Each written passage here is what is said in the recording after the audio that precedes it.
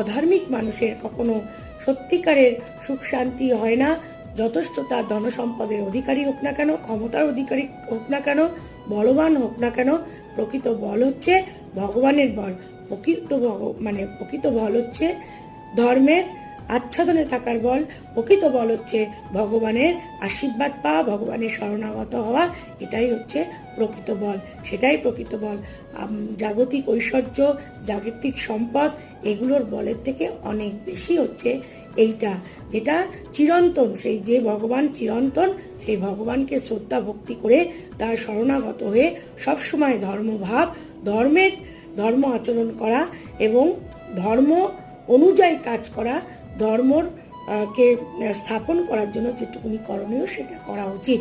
এটাই আমরা দশম অধ্যায় থেকে পাই। তো আপনাদের যদি ভালো লাগে অতি অবশ্যই শেয়ার করবেন। নেক্সট আমি পরের যে